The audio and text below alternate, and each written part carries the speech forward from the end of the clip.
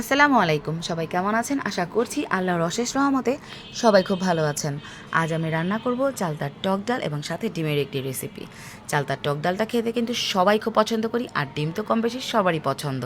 আমি প্রথমেই একটি চালতার হাফটা খুব ভালো মতো কেটে ছিলে নিয়ে পরিষ্কার করে ধুয়ে নেব।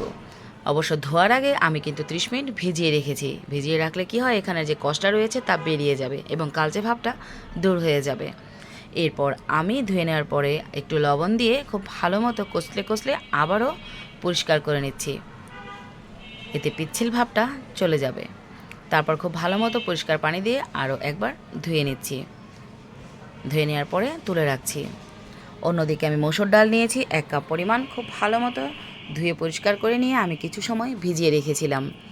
এখানে আমি নিয়েছি চালতা, আমি নিয়েছি মসুর ডাল, আমি নিয়েছি রসুন, পেঁয়াজ কুচি করে নিয়েছি বাগার দেওয়ার জন্যে, নিয়েছি 2টো শুকনো মরিচ, নিয়েছি সর্ষে দানা, আর নিয়েছি কাঁচামরিচ। আর ডিম কারির জন্য আমি নিয়েছি ডিম সিদ্ধ করে নিয়েছিলাম 4টি, আমি হাফ কাট করে নিয়েছি। নিয়েছি আলু কুচি করে আমি গ্রেটারে কুচি করে নিয়েছি। নিয়েছি পেঁয়াজ কুচি, নিয়েছি কাঁচামরিচ। এই হচ্ছে আমার ইনগ্রিডিয়েন্টসগুলো। তো চলুন চলে যাচ্ছি চুলোয়। আমি একটি প্যান বসিয়ে তাতে ডালগুলো দিয়ে, ডালটা ডুবে থাকে এমন পরিমাণ পানি দিয়ে সেদ্ধ করতে বসিয়ে দেবো। আমি কিন্তু ঠিক এই পর্যায়ে কোনো লবণ বা হলুদ অ্যাড করবো না, এখন লবণ দিলে ডালটা শক্তই থেকে যাবে। আমি ঢেকে দিয়েছি, আমার ডালটা প্রায় সিদ্ধ হয়ে এসছে। এই পর্যায়ে আমি দিয়ে দিচ্ছি কিছুটা হলুদ, একদম সামান্য পরিমাণ, জাস্ট রঙটা দারুণ আসার জন্য। এরপর দিয়ে দিচ্ছি কাঁচামরিচ, 3টে কাঁচামরিচ ফালি করে নিয়েছি আমি। আমি একটু নেড়েচেড়ে ভালো মতো মিশিয়ে আমি এখন আবারও ঢেকে দিচ্ছি। ফুটে উঠেছে, এবার আমি ঘুটনি দিয়ে ভালো করে ঘুটে দিচ্ছি।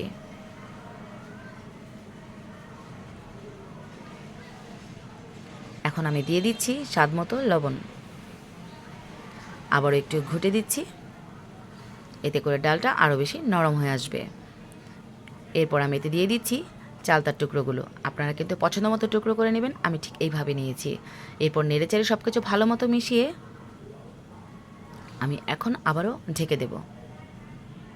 আমি 5 থেকে 7 মিনিট মতো ঢেকে রাখছি, এতে করে আমার চালতাটা অনেকটাই নরম হয়ে আসবে।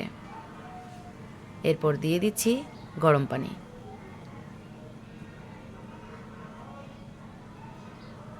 এরপর আবারও ঢেকে দিচ্ছি। আচ্ছা, আপনারা কিন্তু অবশ্যই ঢাকনির যে ছিদ্র অংশটা থাকে সেটা কিন্তু অবশ্যই আটকে দেবেন। ঢাকনা তুলে আমি আবারও ভালো মতো ঘুটে দিচ্ছি, আর এই ডালটা কিন্তু একটু পাতলাই হবে। এরপর ঢেকে দিচ্ছি। আমি বাগারের জন্য প্রিপারেশন নিচ্ছি। আমি চুলোয় আরেকটি প্যান বসিয়ে তাতে দিয়ে দিচ্ছি সাদা এবং কালো সর্ষে। একটু ভেজে নিয়ে তাতে আমি দিয়ে দিচ্ছি রসুন কুচি এবং পেঁয়াজ কুচি। মোটামুটি অনেকটাই ভাজা হয়ে এলে এতে আমি দিয়ে দিচ্ছি শুকনো মরিচ।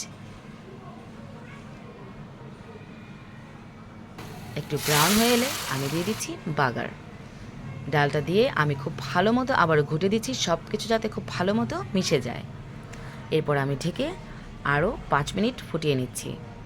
ব্যাস হয়ে গেল আমার আজকের ডাল রান্না। এরপর আমি চলে অন্য একটি প্যান বসিয়ে তাতে দিয়ে দিয়েছি পরিমাণ মতো তেল, দিয়ে দিচ্ছি সামান্য লবণ এবং সামান্য হলুদ গুঁড়ো।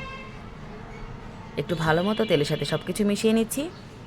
এরপর আমি সেদ্ধ করে কেটে রাখা ডিমগুলো একে একে দিয়ে দিচ্ছি।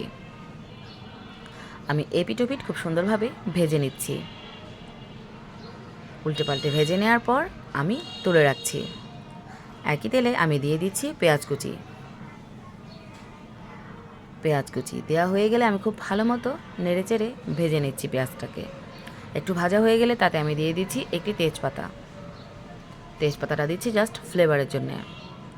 এরপর আমি দিয়ে দিচ্ছি সামান্য হলুদ গুঁড়ো, মরিচ গুঁড়ো এবং সামান্য জিরে গুঁড়ো। আর কোনো মশলা কিন্তু দেওয়ার একদমই দরকার নেই।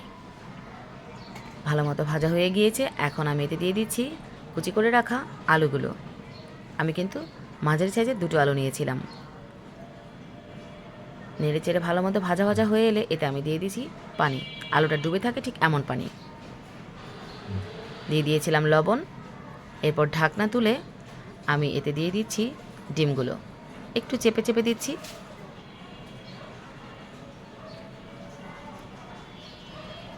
এরপর আমি কিছু সময় ঢেকে রাখছি, এই 4 থেকে 5 মিনিট মতো ঢেকে রাখলেই পানিটা আমার টেনে যাবে এবং একদমই কমপ্লিট হয়ে যাবে। এখন আমি ওপরে দিয়ে দিচ্ছি জাস্ট ফ্লেভারের জন্য কাঁচামরিচ এবং ধনেপাতা কুচি। ব্যাস, আমার রান্নাটা কিন্তু একদমই কমপ্লিট হয়ে এলো। অবশ্যই যে কোনো রান্নায় নিজেদের মতো করে লবণটা কিন্তু চেখে দেখবেন এবং কম বেশি করে নেবেন। আমার চালতার ডালটা কমপ্লিট, এদিকে আমার ডিম কারিটাও কমপ্লিট। ব্যাস, এখন গরম ভাতের সাথে আমি আমার বাচ্চাদেরকে খাইয়ে দিচ্ছি ডিম কারিটা। প্রথমেই আমি ডিম নিয়েছি, খুব ভালো মতো একটু মেখে নিয়ে বাচ্চাদেরকে খাইয়ে দিচ্ছিলাম। ওরা কিন্তু দারুণভাবে পছন্দ করেছিল। ডিমের কারি কিন্তু যে কোনোভাবেই করে নিলেই কিন্তু দারুণ লাগে। এখানে আমি সর্বশেষে নিয়েছি ডাল। গরম গরম ভাতের সাথে গরম গরম ডাল, চালতাটা একটু চিপে নিয়ে তাতে শুকনো মরিচটা একটু চিপে ভেতর থেকে লাল লাল রসটা বের করে নিয়ে ভাতের সাথে খেতে কিন্তু দারুণ লাগে।